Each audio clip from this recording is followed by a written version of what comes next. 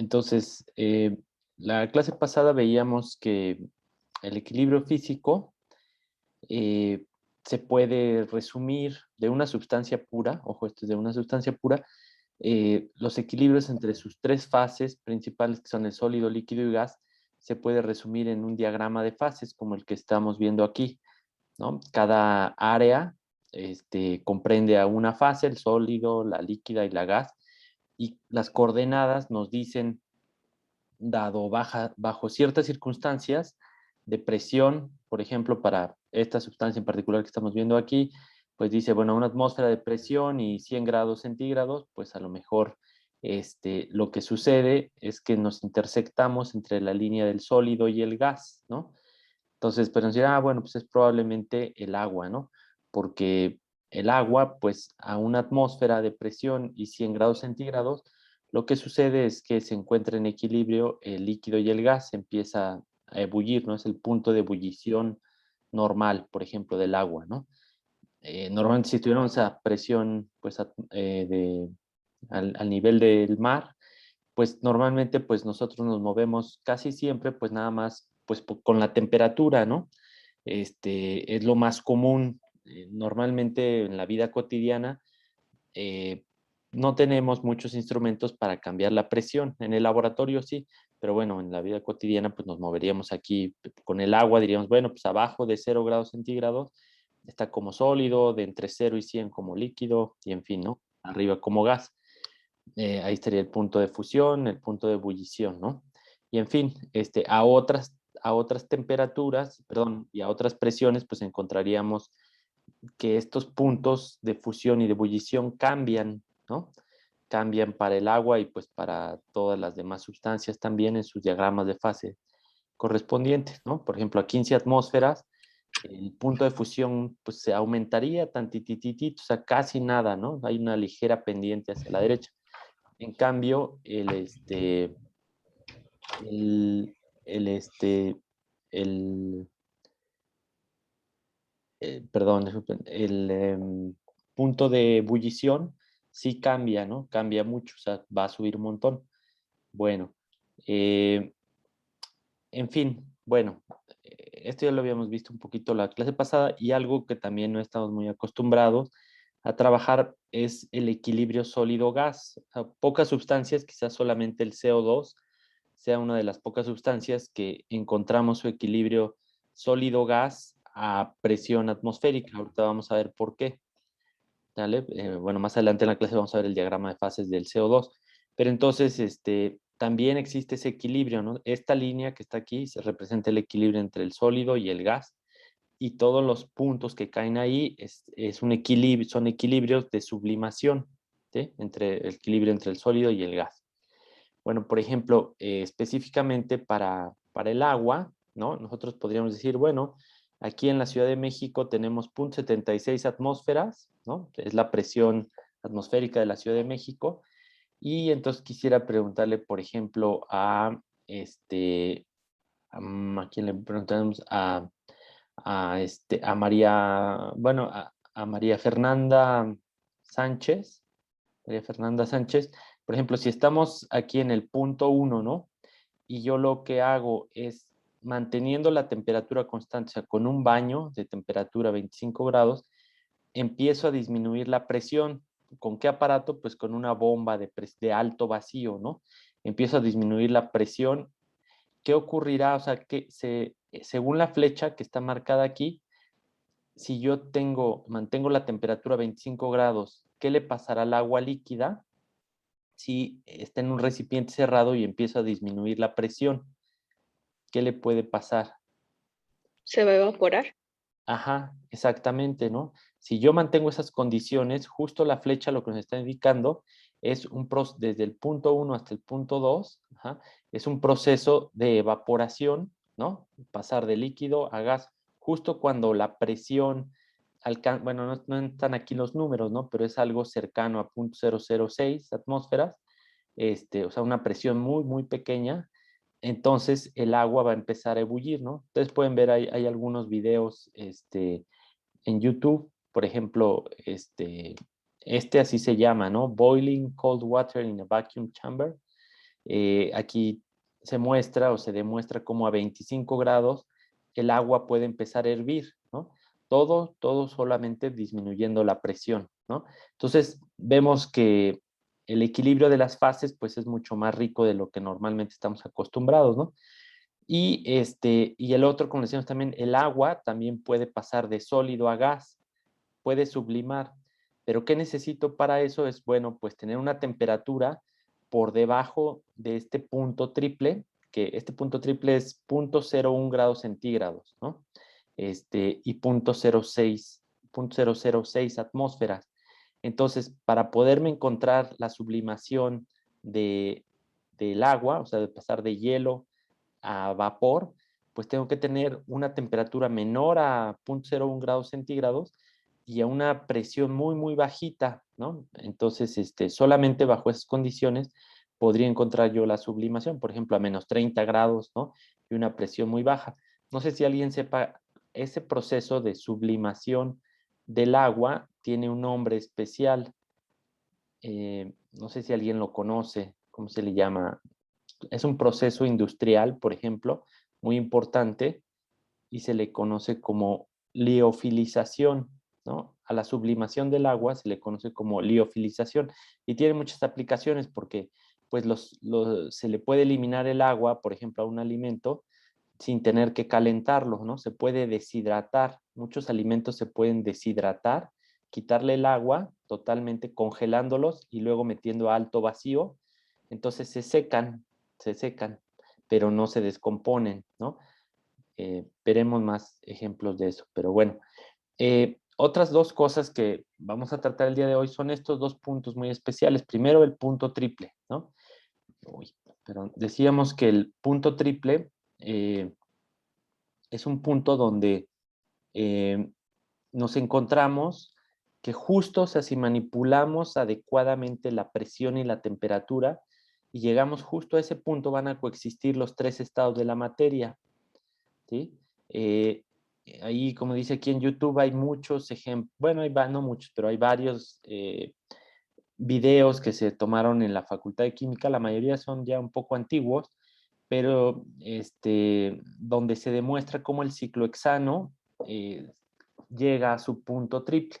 Aquí este es un pequeño video ahí resumido de lo que podría suceder. O sea, si se dan cuenta, está primero como en estado líquido, ¿no?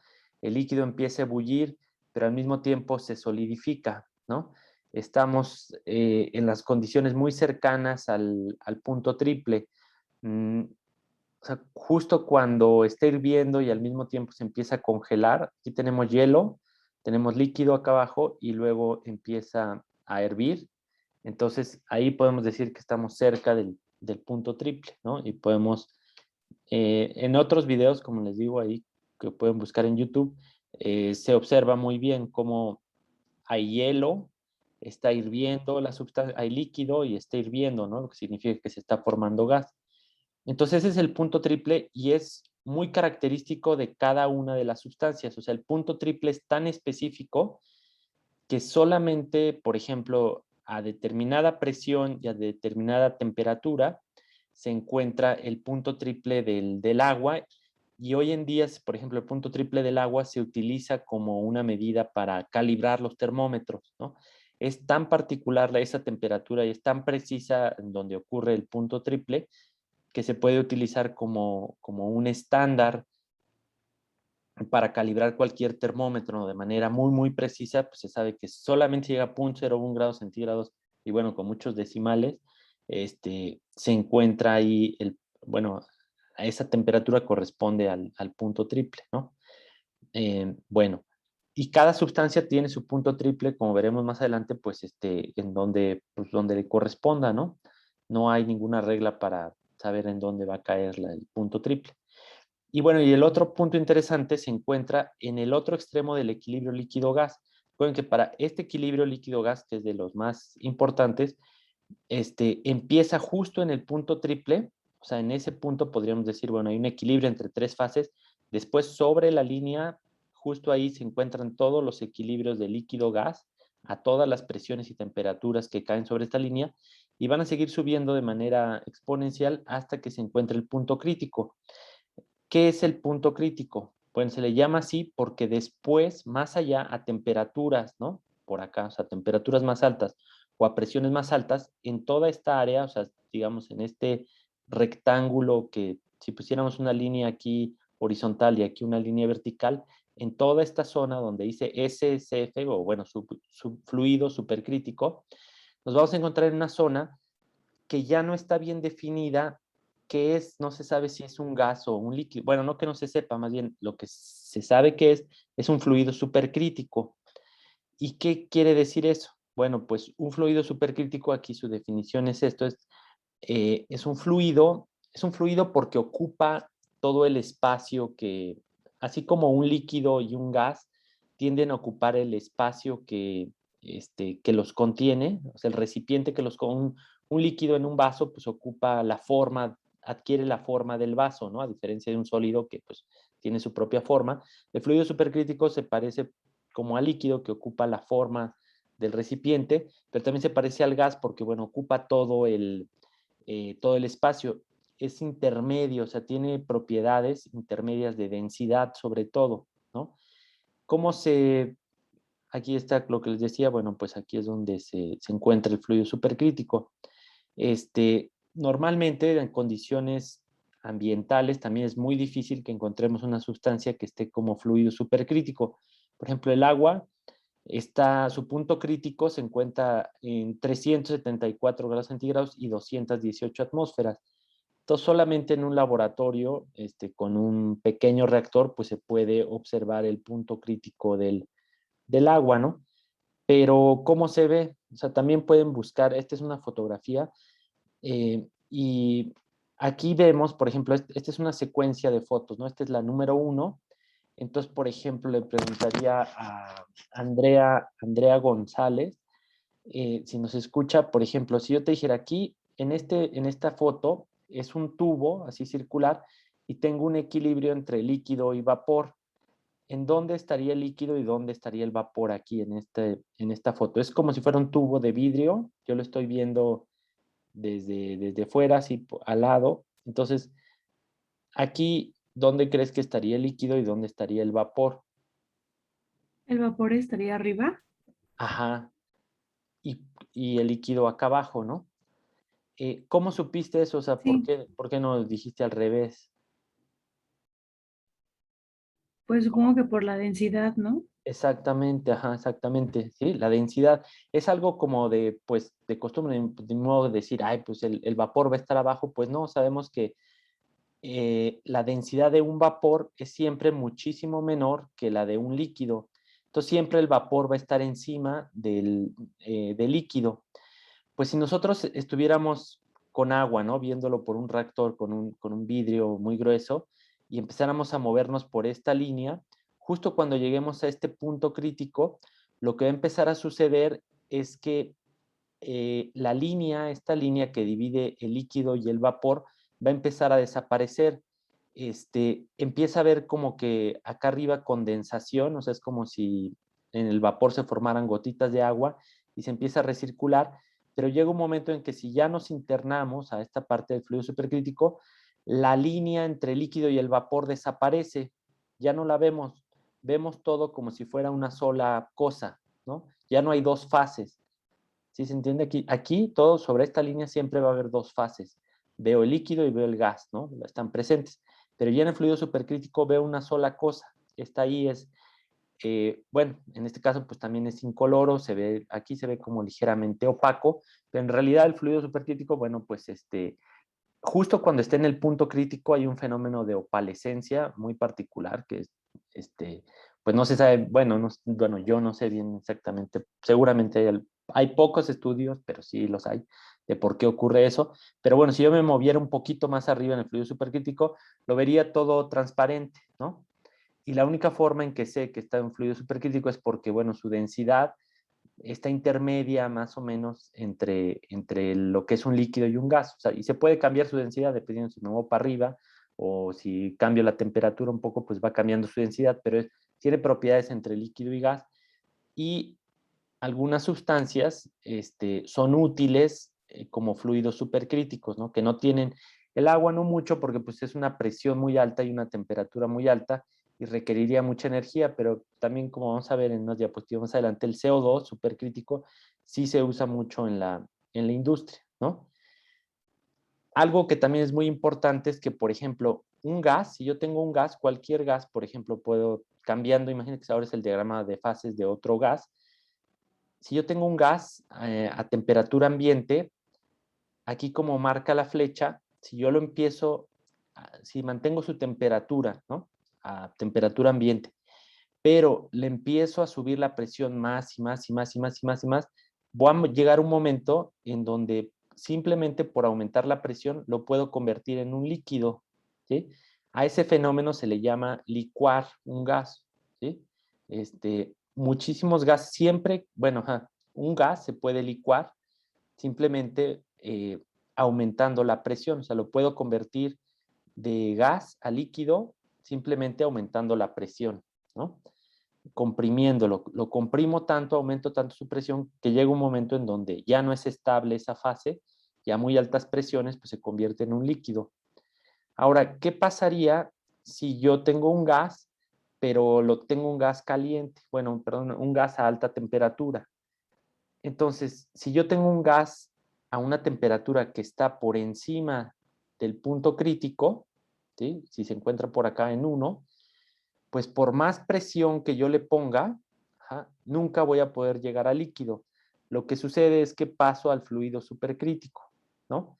Y ese cambio yo no lo voy a poder observar. O sea, si yo tengo un gas y le empiezo a meter presión y presión y presión, lo único que voy a ver es que cambia su densidad, o sea, su densidad y algunas propiedades, quizás la viscosidad, etcétera, cambian, pero físicamente, o sea, visualmente yo no voy a ver un cambio tan obvio cuando, por ejemplo, aquí sí voy a ver que justo en este punto voy a poder observar las dos fases, ¿no?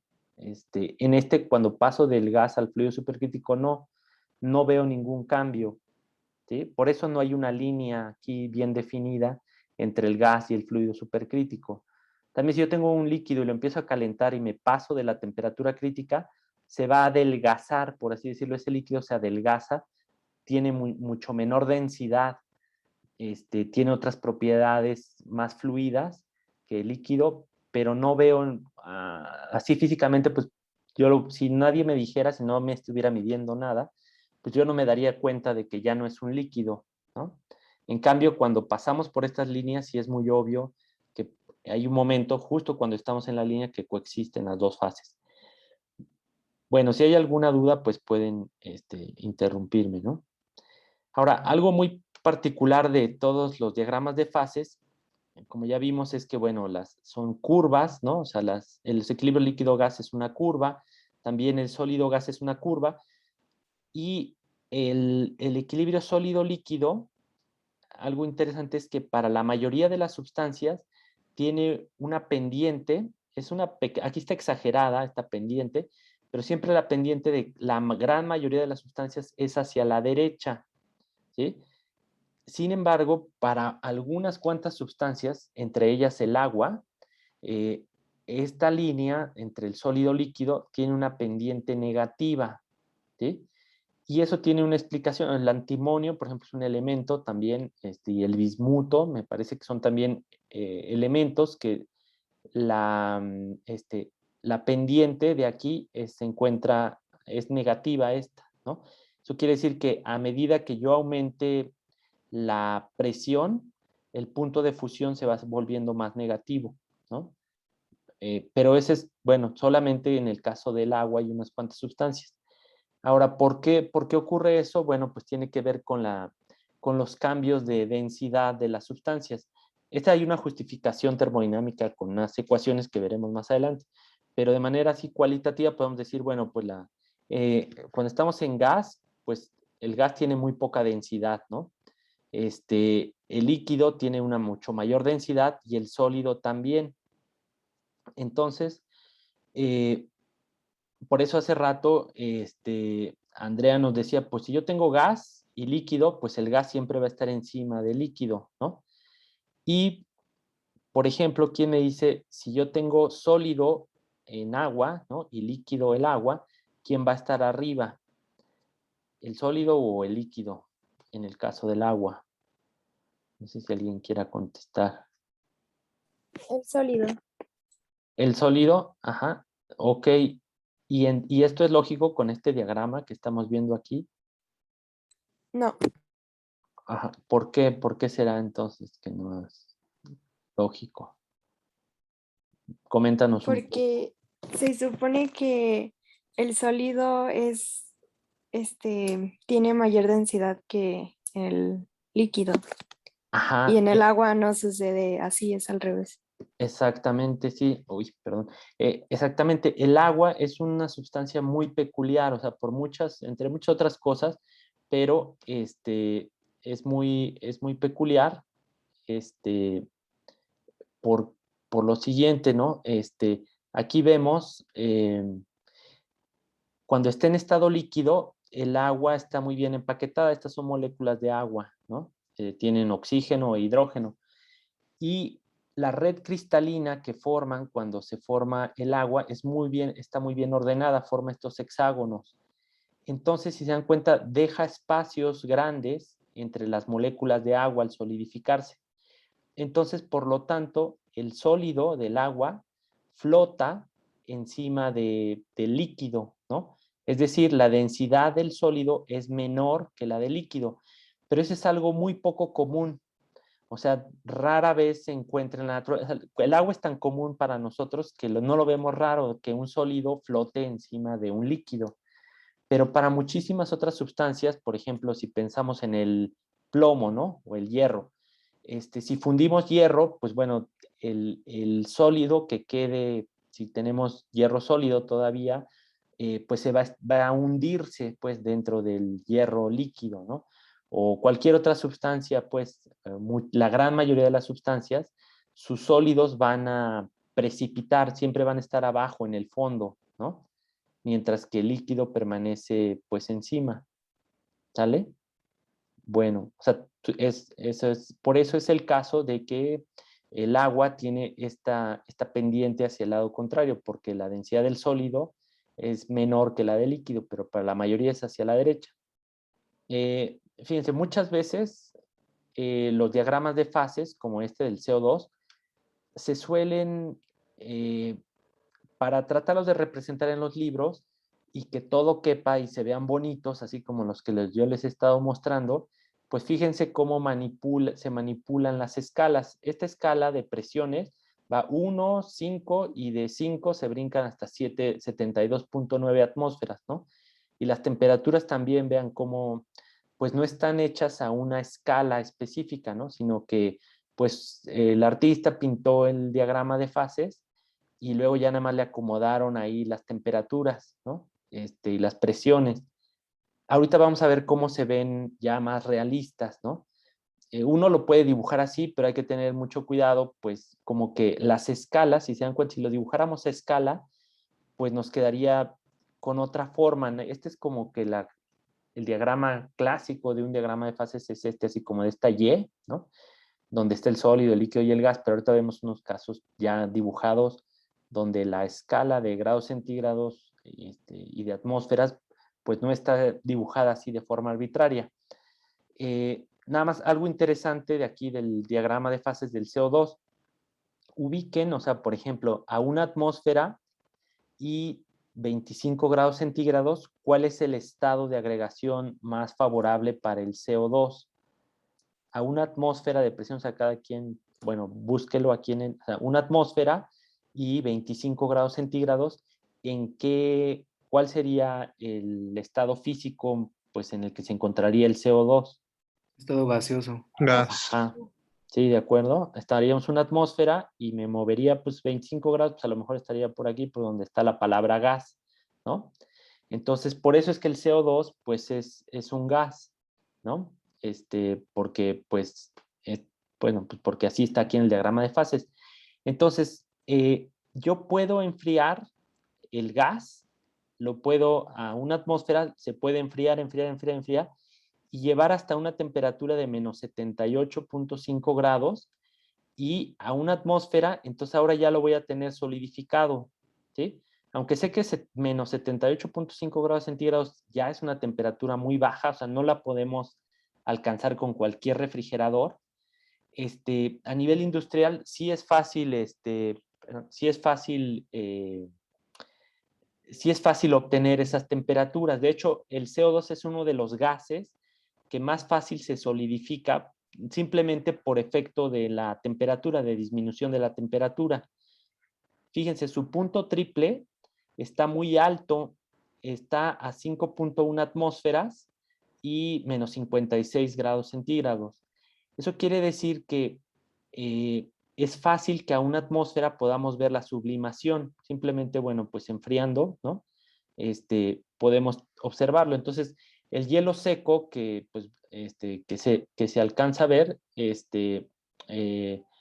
lo podemos ver en pues ahora sí que, bueno, aquí a una atmósfera, ¿no? Perdón, lo dije mal. O sea, tenemos una atmósfera, está sólido, y conforme se empieza a calentar, justo cuando llegue a menos 78.5, va a empezar a sublimar, ¿no?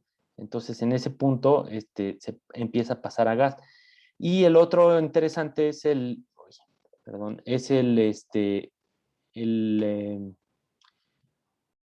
punto supercrítico, ¿sí? El punto supercrítico, fíjense, se encuentra a una temperatura muy baja, 31 grados centígrados, ya llegamos a la temperatura crítica, y sí, la presión es alta, 72 atmósferas, pero bueno, es fácil igual alcanzar esas atmósferas, comparado con las 200 y tantas que teníamos que buscar teníamos que buscar esa presión tan alta para el agua, ¿no? Entonces, por eso el CO2 supercrítico, se maneja en la industria como para extraer cosas, ¿no?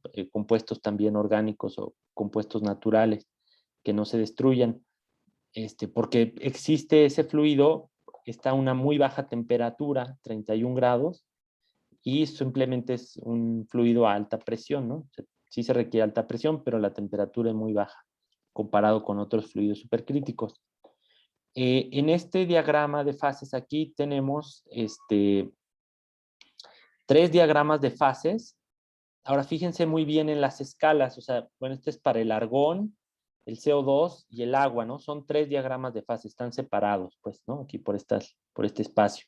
Entonces veamos el caso 1, este es el argón. Entonces en el eje X sí tenemos la temperatura en Kelvin, ojo, esto es Kelvin, y la presión está en una escala logarítmica, ¿sí?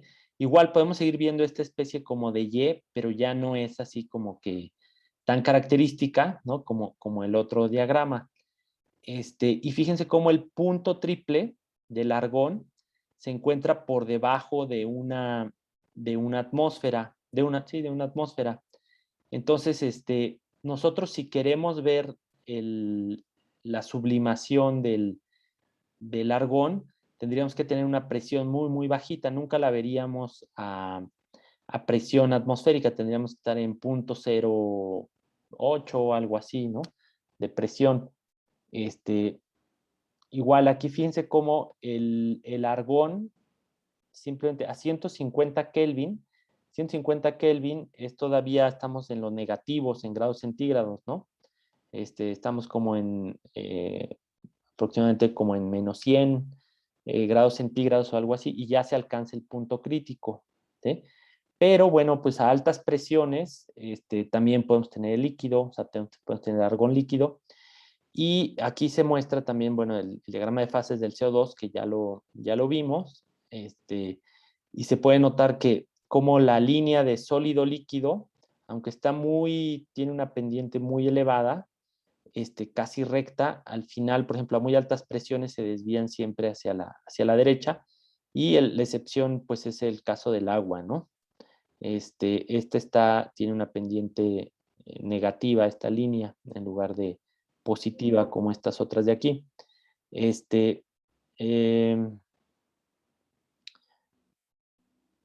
Bueno, fíjese, este es el diagrama de fases completo del agua, ¿no? Es para que el agua, como les decía, es una de las sustancias pues más estudiadas, se le ha medido cualquier propiedad físico-química que se les ocurra, y uno pues piensa siempre que va a existir el líquido, el vapor y el sólido, ¿no? Y por acá arriba estaría el fluido, arriba de este punto, acá a la derecha, y para arriba estaría el fluido supercrítico. Pero fíjense que en el estado sólido, dentro del estado sólido, hay muchos tipos de sólido o muchos tipos de hielo, ¿sí? Están con estos números romanos, ¿no? Y son áreas que tenemos en toda la región sólida, en la parte azul del diagrama. Tenemos la 1, pues ahí le pueden encontrar dónde está la 2, la 3, la 4, etcétera, etcétera. Y son hielos diferentes, tienen diferentes densidades, y normalmente pues nosotros nos encontramos aquí, ¿no? El equilibrio es entre el líquido y el hielo 1H, ¿no? Ese es el común, el que siempre pues nosotros encontramos, pues a presión de una atmósfera o alrededor de esta presión, ¿no? Solamente quizás, por ejemplo, en los glaciares, se sabe que como son muy pesados, en el fondo de los glaciares hay una altísima presión y entonces se pueden encontrar estructuras de hielo diferentes, ¿no? Y bueno, pues se ha estudiado todo esto, ¿no? Todos estos tipos de hielo, pero vean qué tipos de presiones hay. O sea, aquí ya estamos, cuando hablamos de un mega, pues es ya 1.000.000 de pascales, ¿no? Y aquí 1.000.000 de millones, 1.000.000.000, perdón. Aquí sería de pascales, ya unas presiones muy, muy altas, ¿no? Entonces, pues igual, ¿no? Aquí, pues nada más para que ustedes lo conocieran. Esta escala igual está en logarítmica, ¿no? Entonces, bueno, ¿qué otro tipo de diagramas de fases? Por ejemplo, aquí hay otro que también está en escala logarítmica. Este es también muy clásico, aparece en los libros de texto, es el del azufre. Bueno, aquí apenas dice el diagrama de fases para el azufre, ¿no? Entonces, en el azufre, ¿qué cosas? Bueno, y que en el anterior también estaba, pero no lo mencioné, es que fíjense, o sea, bueno, está el líquido, está el vapor, y hay dos tipos de sólido. El primero se llama monoclínico y el otro rómbico, ¿no? O ortorrómbico. Y lo que es curioso es que fíjense que no todas las sustancias, pero algunas pueden tener varios puntos triples. El azufre tiene aquí a 120 y esta presión tiene un punto triple, ¿no? Que está entre líquido, monoclínico, el sólido, y el vapor. Y tiene este otro punto triple, donde hay un equilibrio entre dos fases sólidas y una vapor. O bien, aquí hay otro punto triple entre una fase sólida, otra fase sólida y la fase líquida, ¿sí? Entonces, bueno, no todas las sustancias lo tienen, pero algunas sí pueden tener más de un punto triple, ¿no? Siempre que haya, pues, bueno, por ejemplo, más fases sólidas, sobre todo, bueno, no sobre todo, más bien que existan diferentes fases sólidas, entonces se puede observar esto. Bueno, nada más aquí así como un pequeño ejemplo, a ver si se entendió esto. A ver, traten de contestar así muy, muy rápido las siguientes preguntas, ¿no?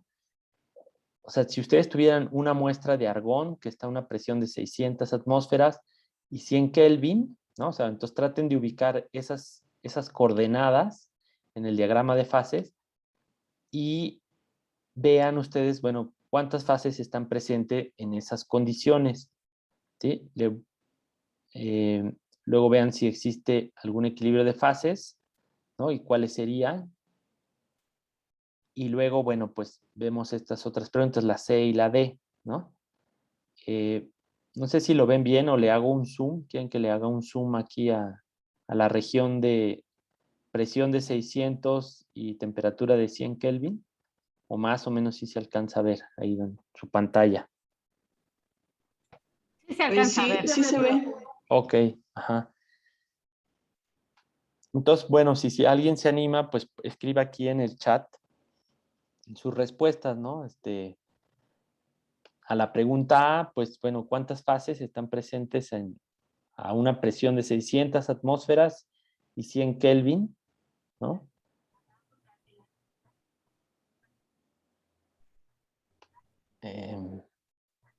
¿Qué se encontraría? Ajá, por ejemplo, aquí Andrea nos pone, dice, bueno, hay un equilibrio líquido-sólido. Ajá, sí, efectivamente, ya que también aquí están contestando varios de ustedes. efectivamente, si yo me muevo aquí a 100 Kelvin, ¿no? Y trato de ubicar aquí, por ejemplo, aquí son los 100 atmósferas, 200, 300, 400, 500, 600, pues justo llegaría aquí a esta línea, ¿no? Entonces, en esa línea, acuérdense que la línea significa eso, o sea, pues que hay un equilibrio, en este caso sólido-líquido. Ajá, entonces, pues muy bien, ¿sí? Estarían presentes dos fases, ¿no? ¿Y cuáles son? O bueno, ¿cuál es el equilibrio de esas fases? Pues es el equilibrio sólido-líquido. Y entonces, si esa muestra de 600 atmósferas, 100 Kelvin, se calienta a presión constante, ¿qué pasa? ¿Qué pasaría en la pregunta C de... Si estamos justo aquí, ¿no? Y empezamos a calentar, ajá, pues como dice aquí Lisbeth, dice, pues solo se vería la fase líquida. Es correcto, ¿no? O sea, yo me muevo hacia la derecha y entonces pues ya dejo de ver el sólido, o sea, todo el sólido, bueno, cuando cada vez va a haber, si yo empiezo a calentar aquí, la temperatura, mientras existan las dos fases, la temperatura se queda quieta. Acuérdense, es cuando ustedes están fundiendo un hielo, ¿no? Están fundiendo de hielo a líquido, pues la temperatura es latente. Mientras coexistan las dos sustancias, la temperatura permanecería en 100 Kelvin, pero después eventualmente cada vez va quedando menos sólido y luego ya después, entonces ahora sí, ya la temperatura del líquido empieza a aumentar y simplemente quedaría líquido, ¿no? ¿Sale? Entonces, efectivamente Pero, quedaría, ajá, sí. ¿por qué no se consideraría una zona de supercrítico, de líquido supercrítico? ¿Es porque no se muestra en el diagrama? Ajá. Sí, por ejemplo, tiene razón, no especifica bien, pues dice se calienta, ¿no? Pero no dice hasta cuánto.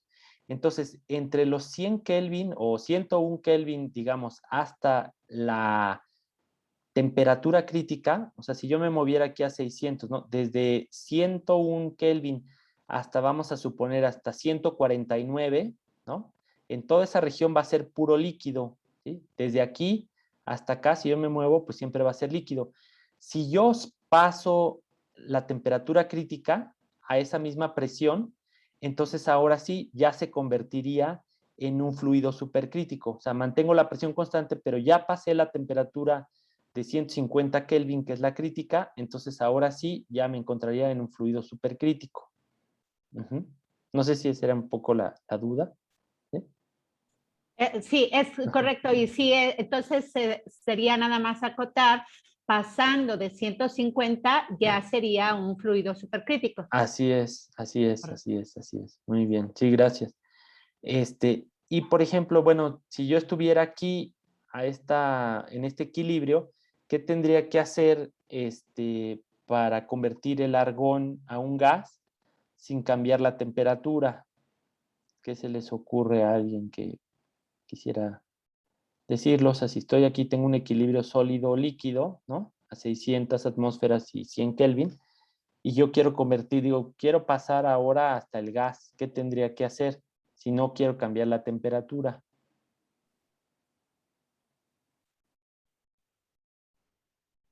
¿Qué dirían ustedes? Disminuir la presión. Ajá, sí, sí. ¿No? Aquí están poniendo algunas respuestas en el chat, aquí por el audio. Está muy bien, ajá, exactamente. Si yo empiezo a bajar simplemente la presión, ¿no? 600 atmósferas es una presión pues muy alta, ¿no?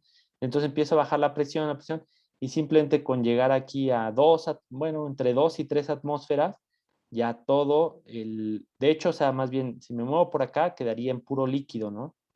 Todo el proceso estaría prácticamente con argón líquido, y justo cuando llegue, es esa muy baja temperatura, 100 Kelvin, ¿no?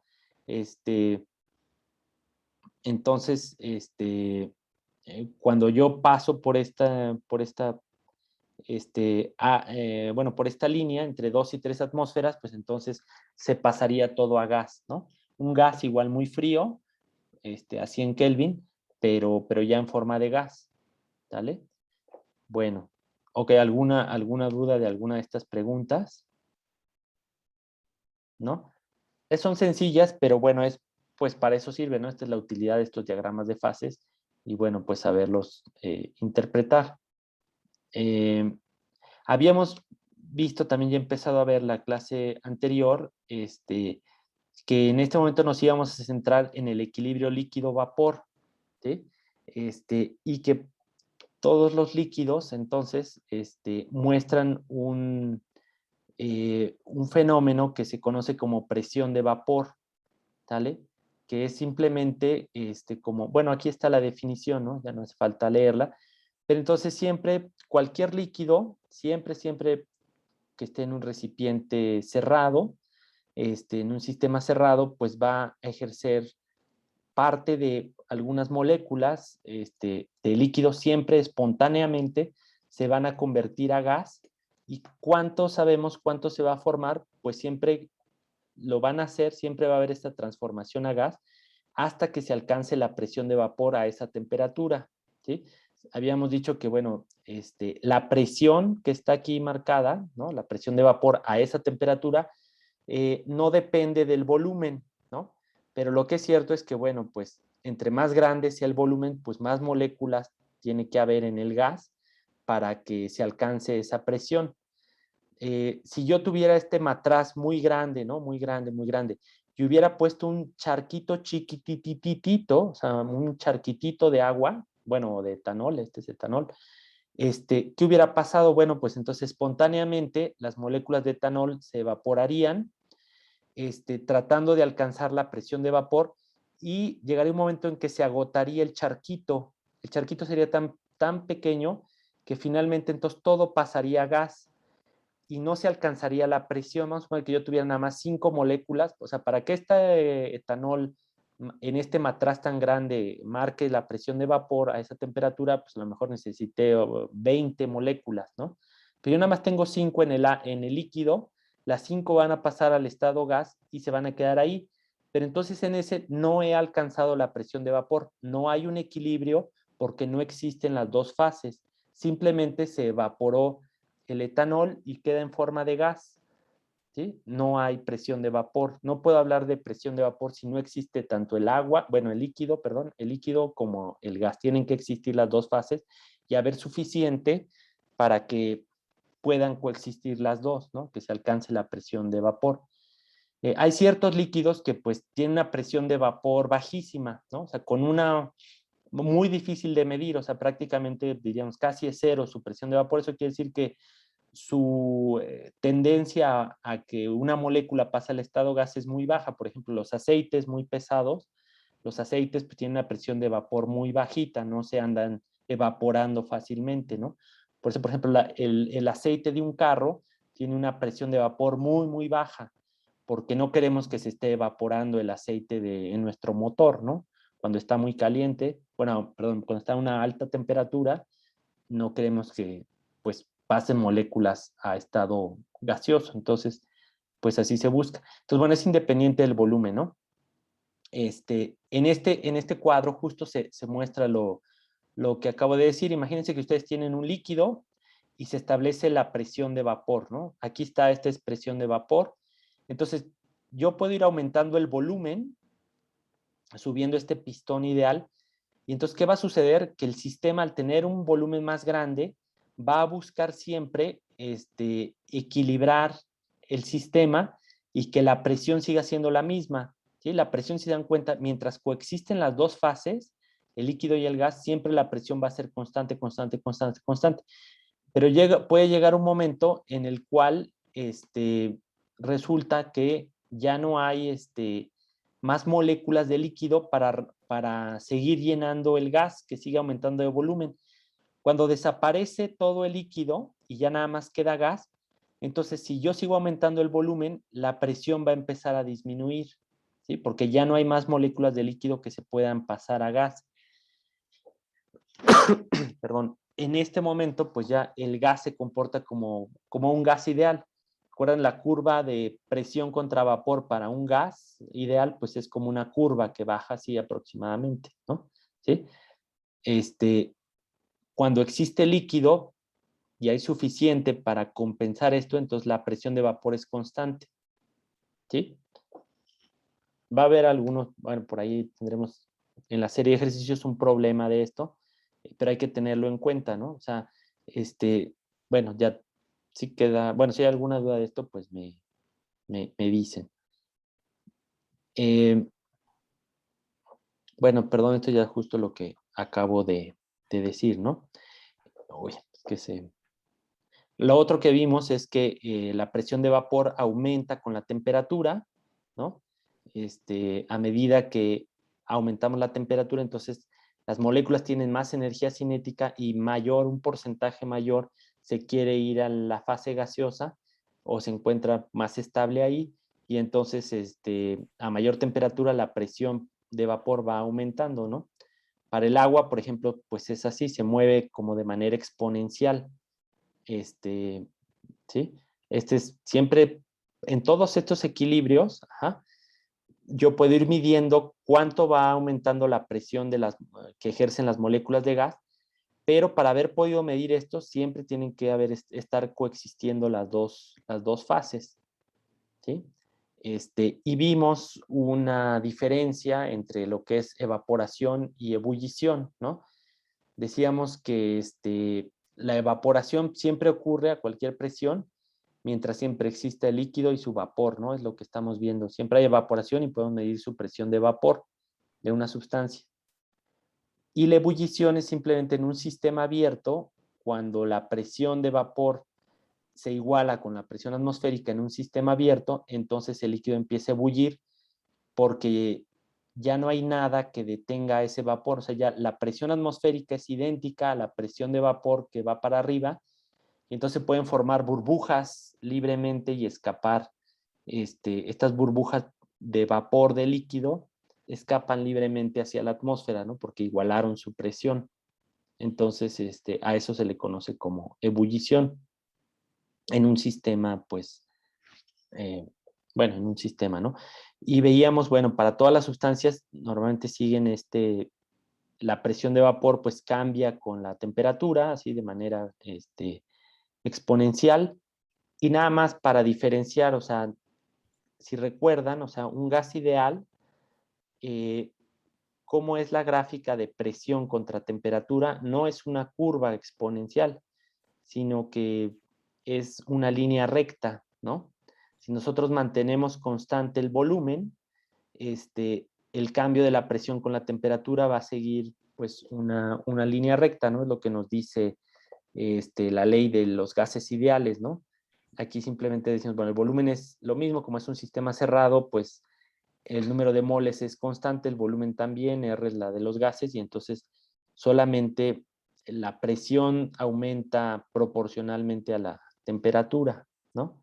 Entonces vean la diferencia de esa gráfica, o sea, para un gas, donde vemos presión contra temperatura, es una línea recta, y cuando hay un equilibrio, ojo, o sea, bueno, aquí también hay un gas, pero también coexiste su líquido, están en equilibrio. Estas líneas, curvas, son equilibrios, coexisten las dos fases, y entonces se comportan de esta manera, ¿no? Como estas curvas, ¿sí? La curvatura de ellas, a qué temperatura ocurren, a qué temperaturas, por ejemplo, cuando es una presión de una atmósfera, aquí podemos ubicar los puntos de ebullición de las sustancias, pues dependen de la estructura de las moléculas, ¿no? De cuántos puentes de hidrógeno puedan formar. El agua, por ejemplo, es anormalmente estable en el estado líquido, ¿no? Hierve muy alto, para su peso molecular es una sustancia que hierve muy alto porque tiene muchos puentes de hidrógeno, ¿no?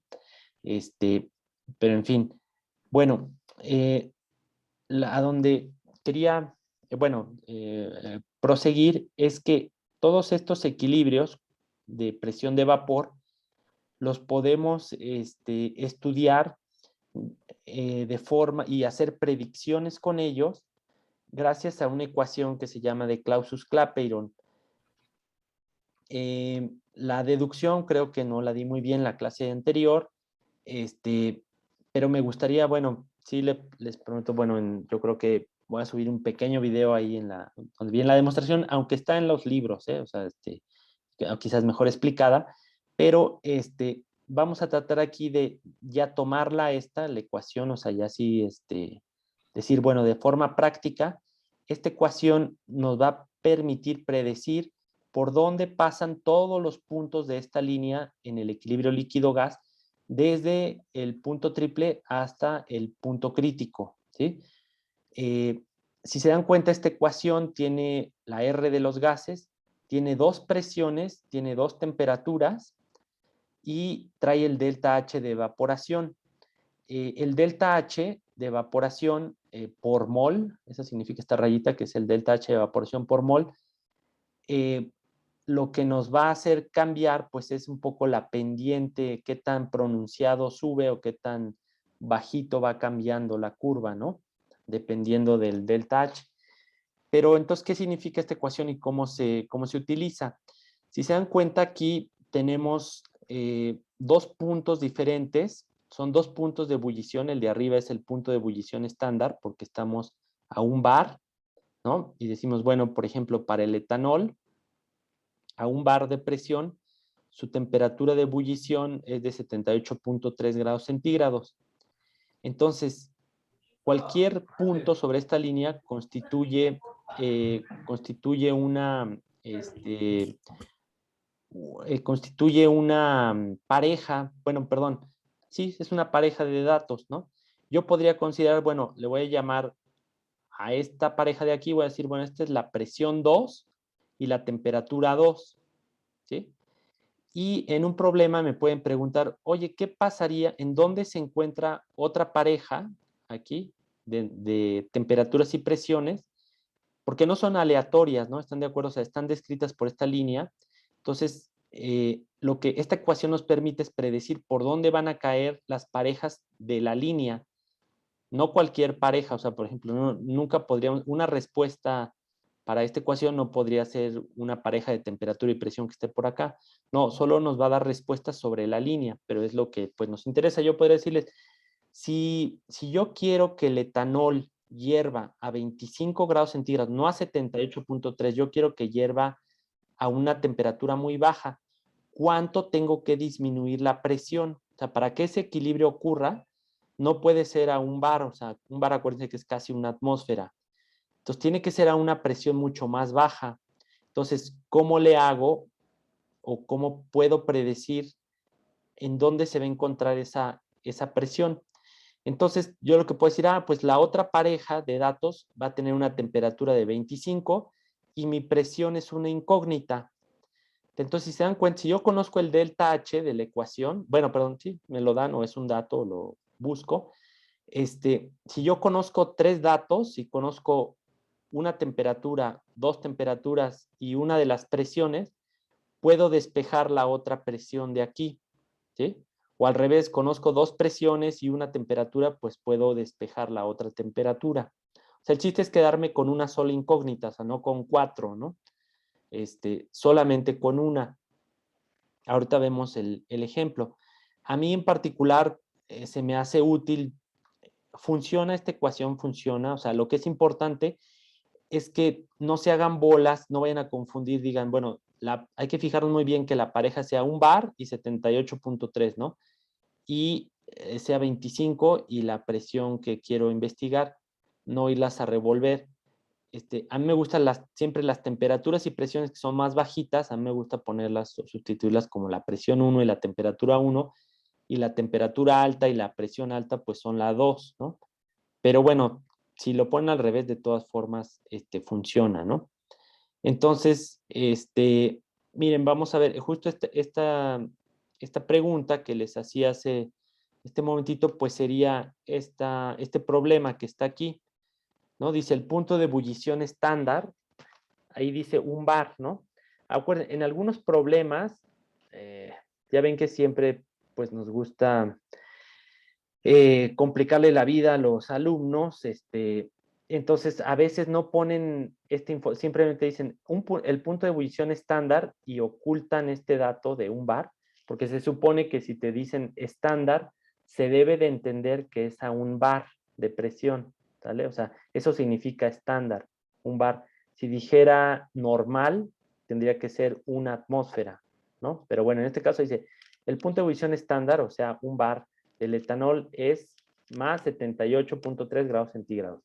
Y esa temperatura, el delta H de evaporación por mol, es más 38.9 kilojoules sobre mol. Dice, ¿a qué valor debe reducirse la presión si se quiere hervir el etanol a 25 grados en una destilación a vacío, ¿no?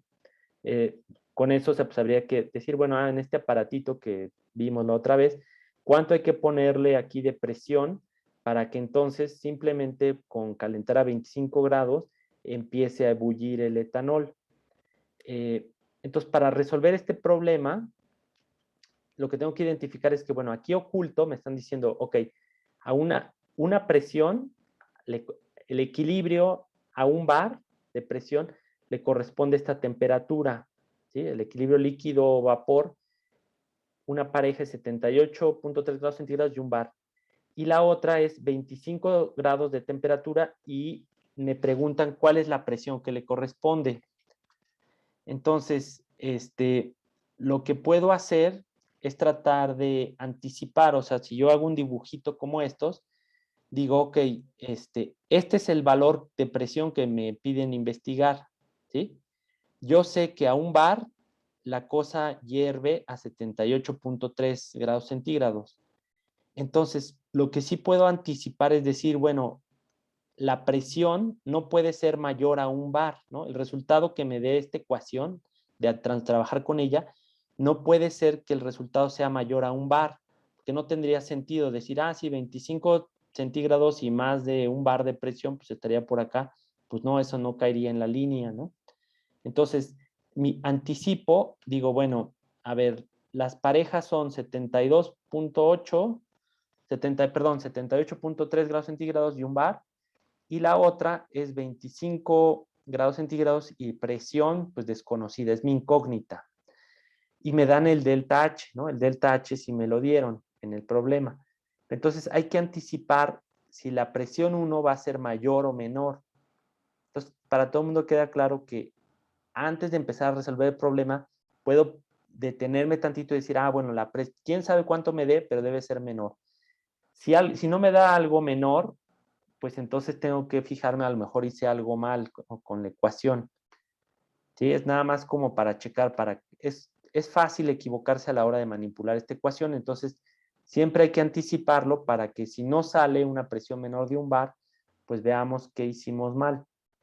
Entonces, si se dan cuenta, bueno, ya tengo T2, P2, tengo T1 y hay que despejar P1 de esta ecuación. Entonces, aquí en este ejemplo, como lo estamos resolviendo juntos, ¿cuáles son los pasos a seguir? El primer paso sería esencial para cualquier procedimiento de termodinámica que exista, siempre hay que cambiar la temperatura Kelvin, ¿no? Si lo dejamos en grados centígrados, sale todo mal. O sea, esta ecuación ya deja de servir, ¿no? De hecho, no se podría sustituir porque la R está en Kelvin, ¿no? Bueno, tiene unidades de Joule sobre mol Kelvin. Entonces, pues no sale nada. Pues hay que pasar siempre, el paso 1 siempre es cambiar las temperaturas a Kelvin. Entonces, de 25 la paso a Kelvin y la presión 2, que era 78.3, la paso también a Kelvin, ¿no? Luego, las presiones, fíjense, las presiones tienen la bondad, esta ecuación, de que aquí estamos viendo el logaritmo natural de el cociente de dos presiones. Entonces, si la presión 2 está en bars, la presión 1 me va a salir siempre en bars, de tal forma que los bars se eliminan, ¿sí? Y eso se vuelve un número y entonces yo le puedo sacar ese logaritmo natural a ese cociente. Entonces, las unidades de presión pueden ser las que sea, pues, pero hay que considerar que si yo le pongo aquí bars, entonces, pues la presión 1 también me va a salir en bars, ¿no? Si me piden en otra unidad de presión, pues habría que transformar esta presión, no sé, atmósferas, a torres o lo que sea, ¿no? Entonces bueno, el segundo paso sería despejar la presión 1, que es la incógnita que no conozco. Entonces, si quieren, bueno, a ver, así en un minuto traten de despejar, o menos en 30 segundos traten de despejar P1 de esta ecuación, escríbanla en una hojita sucia, hagan el esfuerzo de despejar P1 de esta ecuación, ¿cómo les quedaría, no? Ahorita, pues ese como es, bueno, si alguien quiere y la quiere meter al chat, adelante, pero si no, ahorita la muestro de cómo quedaría, ¿no? pero hagan el esfuerzo un poquito de decir, a ver, ¿cómo despejaría P1 de aquí? ¿Vale? Entonces, vamos a dar unos cuantos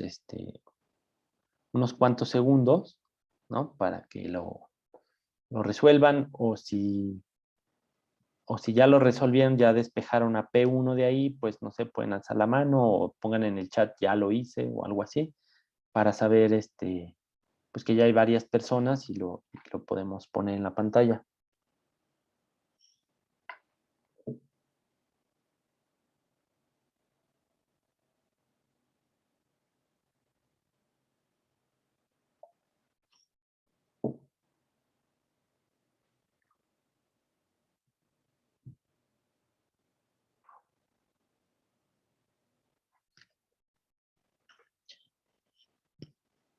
Acuérdense que aquí hay un logaritmo, ¿no?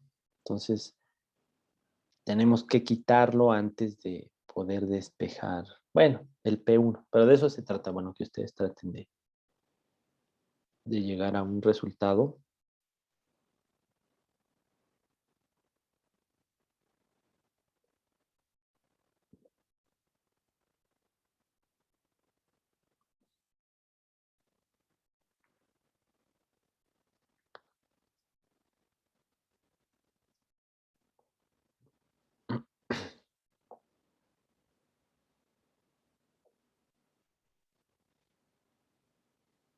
Ujú. Ok, pues ya por aquí hay algunos resultados, a ver si alguien más nos comenta si ya llegaron. El chiste, le digo, sí traten de, bueno, hagan ese esfuerzo de hacerlo, ¿no? De hacer el despeje. Me da lo mismo que bien y nada más que el menos va en el delta de H, en el exponencial. Es exponencial menos delta de H. Ujú, ok, es buen punto. Acuérdense que sí, aquí hay un pequeño menos que es crucial para que quede bien resuelto, ¿no? Ujú. Sale, entonces, a ver, bueno, si siguen trabajando en esto, no hay ningún problema, ¿no? Bueno, lo pueden seguir haciendo. Aquí el primer paso que como sugerencia, pues sería quitar el logaritmo, ¿no? Quitar el logaritmo, pero no es logaritmo base 10, es un logaritmo natural. Entonces, para eliminar luego el logaritmo hay que hacer el exponente de todo lo que esté, en este caso, a la derecha, ¿no? Y por eso queda, o sea, bueno, se elimina el logaritmo natural, queda P2 entre P1 es igual al exponente, y entre este gran paréntesis pues está todo lo que había acá del lado derecho, ¿no? Y es bien importante que no se les olvide este signo menos del H, ¿vale? Y entonces pues sí, simplemente ya de aquí pues es fácil despejar este P1, ¿no? Entonces sí es el resultado pues que algunos de ustedes estuvieron poniendo, pero ciertamente, bueno, no olvidarse nunca de poner el signo menos. Ahora, ya que tenemos despejado a P1 de aquí, de esta ecuación, pues solamente hay que sustituir los valores que tenemos acá arriba, ¿no? Y fijarnos muy bien qué es P2, qué es T2, qué es T1, ¿no? Para no irnos a confundir. Entonces, aquí ya están los resultados, o sea, fíjense, bueno, la presión, bueno, va a regresar, arriba se quedó la presión 2, acuérdense, arriba va a ir la presión 2, que es un bar. El delta H como son de evaporación, pues son positivos, pero por este signo menos, pues van a cambiar de signo, ¿no? Y primero va T2 y luego T1, entonces T2 va primero 351 y luego 298.15. Entonces, aquí está, ¿no? Entonces, donde muchas nos equivocamos es que queda aquí a veces uno sin querer invierte estos números, ¿no? Y entonces pues ya nos sale, nos da un resultado numérico, pero pues no correcto. Ahora, ya que uno escribe todo esto, pues bueno, ¿cómo lo resuelvo en la calculadora? Mucha gente le gusta pues ir abriendo muchos paréntesis y chas, lo pone. Si quieren, a ver, háganlo. Bueno, aquí está bien, vamos a resolverlo aquí. Alguien también quisiera, lo puede meter en su calculadora y ver qué le sale, ¿no? en lo que lo vamos mostrando en la pantalla.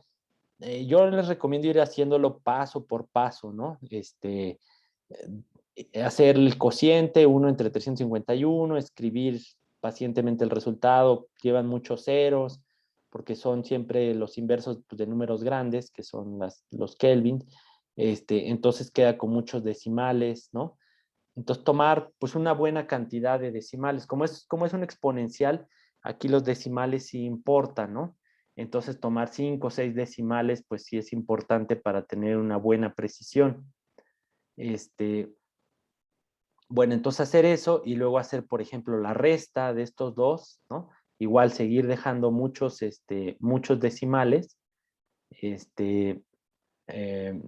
para que, pues bueno, el resultado sea más preciso. Y no olvidarse, luego muchas veces también el 38.9 estaba en kilojoules, ¿no?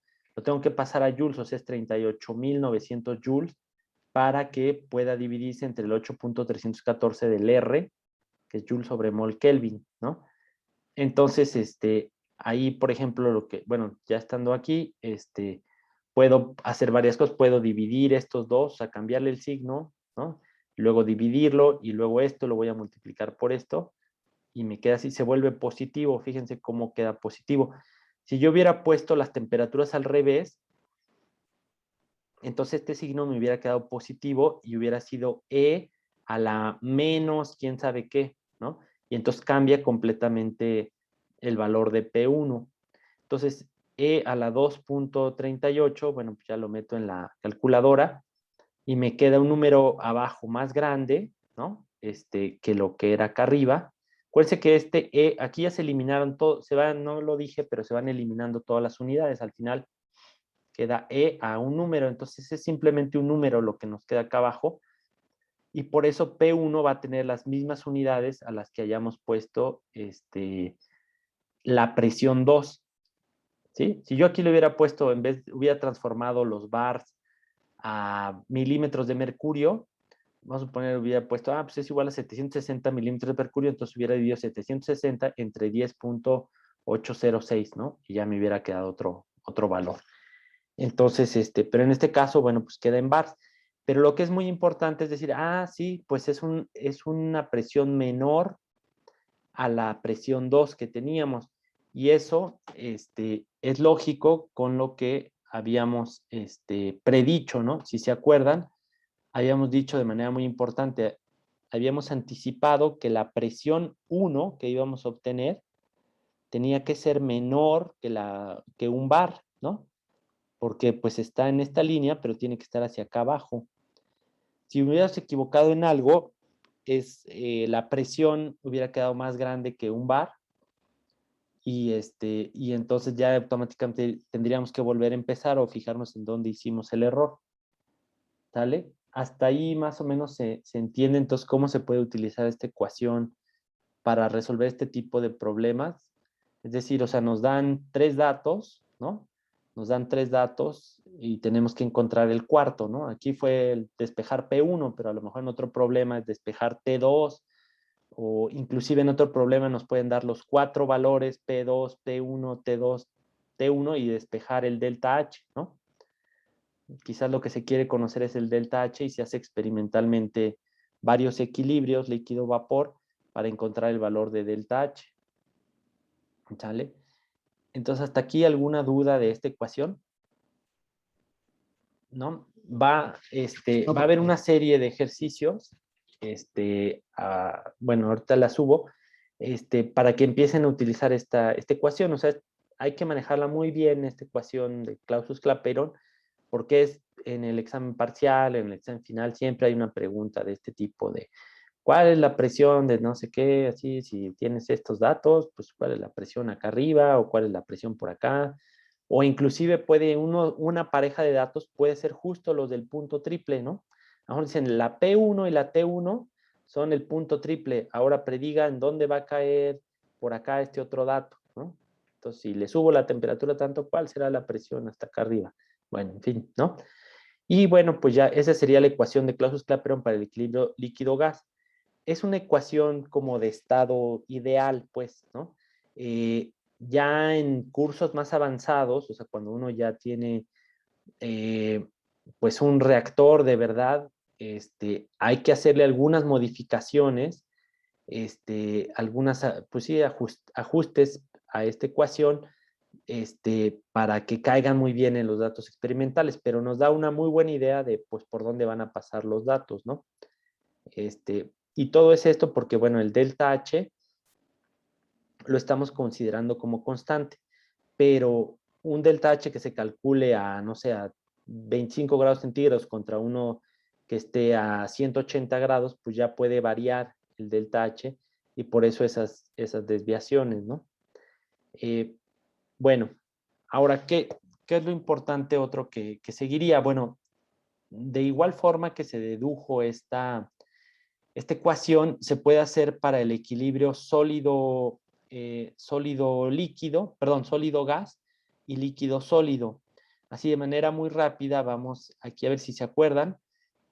Habíamos dicho que, por ejemplo, para ver el equilibrio sólido-vapor,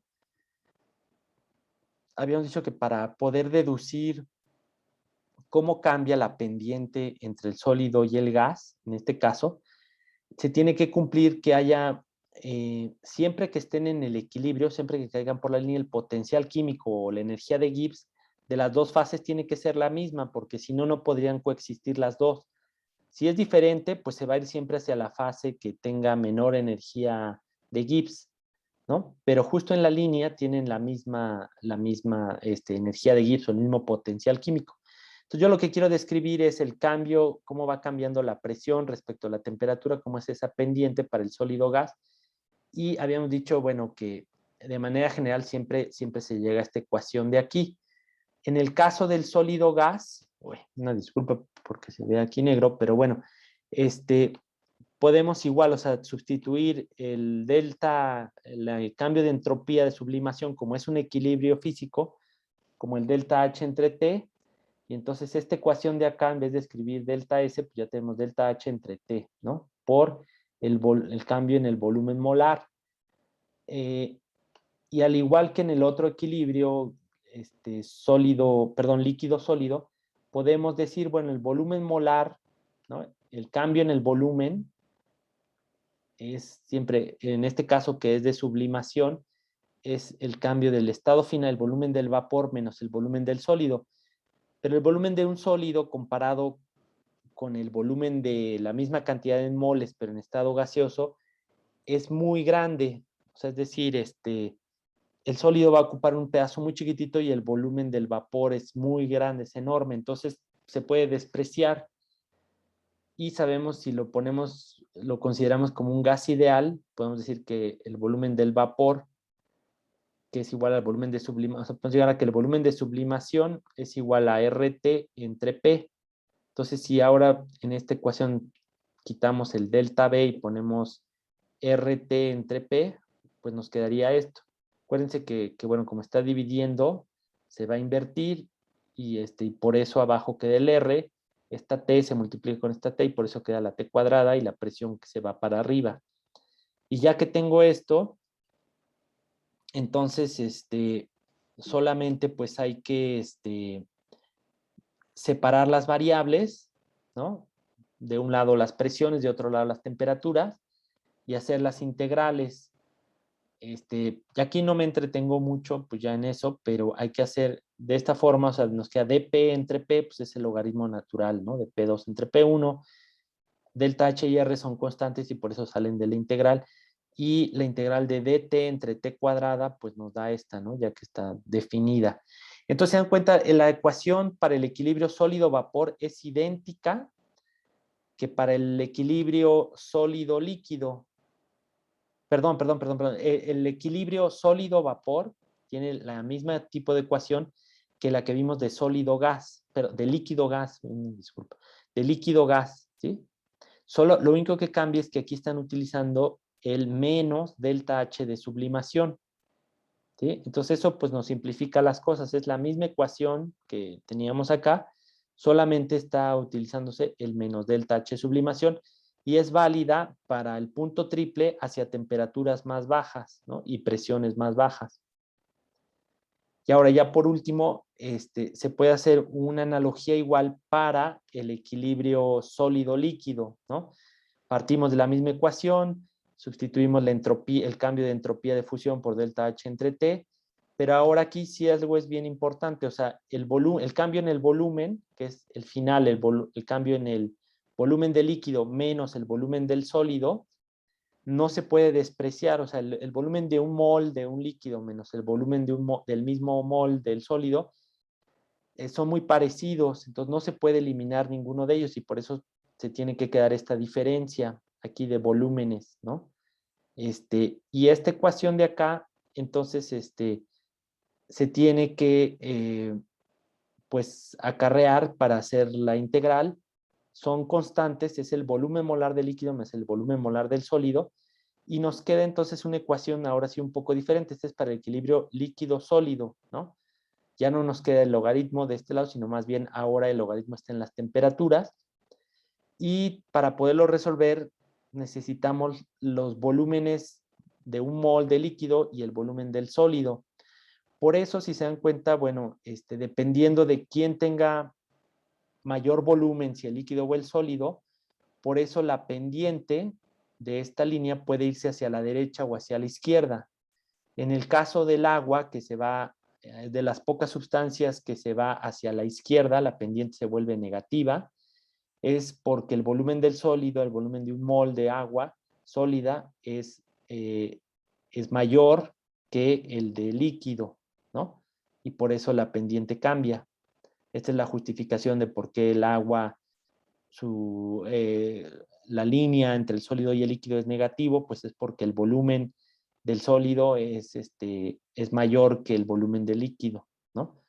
Entonces ya aquí tenemos las tres ecuaciones, o sea, en resumen, para cada uno de los equilibrios, ¿no? El sólido-líquido, esta de acá es para el líquido-gas, y para el sólido-gas, pues es esta otra de acá, ¿sale? Entonces, pues hasta aquí alguna duda. Creo que no, profe. Ajá. Yo sí es que, perdón, se me fue, es que no lo quise interrumpir hace rato, en una diapositiva nos mostró la gráfica de temperatura contra presión y dijo que cuando la pendiente va cambiando, dijo que una propiedad de ellas, tiende a ser positiva o negativa, pero no me acuerdo cuál de las dos dijo, no sé si era punto de fusión o de ebullición. Ajá, aquí nos referimos a esta línea que es casi recta, ¿no? Eso es con una pendiente muy alta, es una pendiente muy, muy grande, y puede estar, aquí se ve, quizás se nota o no, pero está ligeramente hacia la derecha, ¿no? Inclinada hacia la derecha. Eso es para la mayoría de las sustancias es así. Entonces, el punto de fusión, acuérdense que este equilibrio de sólido-líquido, pues, donde cae la línea son todos los puntos de fusión a diferentes presiones. Entonces, podríamos decir, a medida que aumenta la presión, el punto de fusión se va moviendo a la derecha, es decir, aumenta, ¿sí? El punto de fusión aumenta.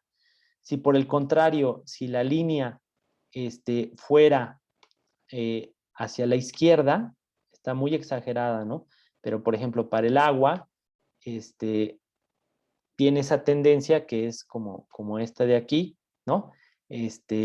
Vamos a ponerle aquí rápido así como un color, o sea, podría ser así como para el agua. Entonces, a medida que aumenta la presión, el punto de fusión va disminuyendo, o sea, ya no es 0 grados, sino -1, -2, -3. Está muy exagerado esto, pues, ¿no? Pero así se vería, pues, ¿no? No sé si a eso es lo que tenías la Sí, duda. eso era, si es que ¿Sí? no apunté qué propiedad era. Ajá, Estaba sí, perdiendo. aquí ya en las diapositivas, o sea, que queden en el PDF, pueden revisarlo más arriba y se menciona que tiene que ver precisamente con la densidad del sólido y la densidad del líquido. Aquí ya no hablamos en la ecuación no está la densidad, sino el volumen del sólido y el volumen del líquido. La rayita de acá arriba significa molar, o sea, es el volumen molar de un sólido y el volumen molar de su líquido, pues, ¿no? Entonces, pues dependiendo de si esto nos queda positivo o negativo, la pendiente va a quedar hacia la izquierda, bueno, pendiente negativa como la roja, ¿no? O pendiente positiva como la negra, ¿no? ¿Sale? ¿Alguna otra duda? ¿No? Acerca de los diagramas de fase. Creo que, bueno, ahorita lo mejor sería hacer algunos cuantos ejercicios utilizando estas ecuaciones o bien describiendo, utilizando un diagrama de fases, pues describir qué es lo que ocurre, ¿no? Si bajo ciertas condiciones, como el problema que vimos hace rato aquí, ¿no? Pues suponga que cómo se le haría o cómo se movería en el diagrama de fases para pasar de líquido a gas, qué pasaría si tenemos, no sé, un gas, aquí, y le aumentamos la presión, qué es lo que pasa, ¿no? Luego si bajamos la temperatura, pues qué sucede, etcétera, ¿no?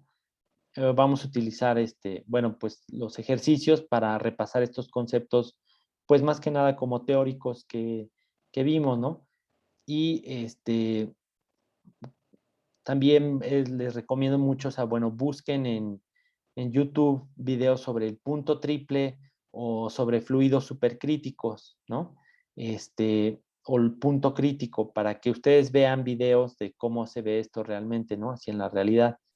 Hay varios por ahí, ¿no? Si no los encuentran, pónganle en inglés. O sea, acuérdense que en inglés, en el mundo de la ciencia, al menos, o de química, si ustedes ponen una búsqueda en inglés, obtienen, no sé, yo diría que 10 veces más resultados que si solo lo buscan en español. Entonces, si no encuentran, bueno, busquen videos en inglés sobre el punto triple o bien sobre el punto crítico, ¿no? Alguna sustancia para que puedan ver este tipo de videos, ¿sale? Y si sería padre, pues los quieren compartir ahí en el Edmodo. Yo también compartiré alguno, pero pues para que le avancen en eso, ¿va? Bueno, pues yo creo que dejaríamos la clase de hoy aquí. Y subo la clase grabada y la serie para que ustedes la vayan viendo, ¿no? La vayan empezando a completar, que tengan todavía pues tiempo para, con buena anticipación, y resolvamos algunos problemas de esta unidad aquí en la clase, para si hay dudas. Pero la idea es que pues, ya hayan trabajado en la serie, ¿no? Va, que va. Entonces, bueno, pues órale. Sí, pues sale, pues entonces, pues nos vemos el miércoles. ¿Sale? Que les vaya bien. Gracias, profe. Hasta luego. Muchas gracias, profe. Muchas Hasta luego. Sí, gracias. hasta luego, que les vaya, que les vaya muy bien. Sí, cuídense.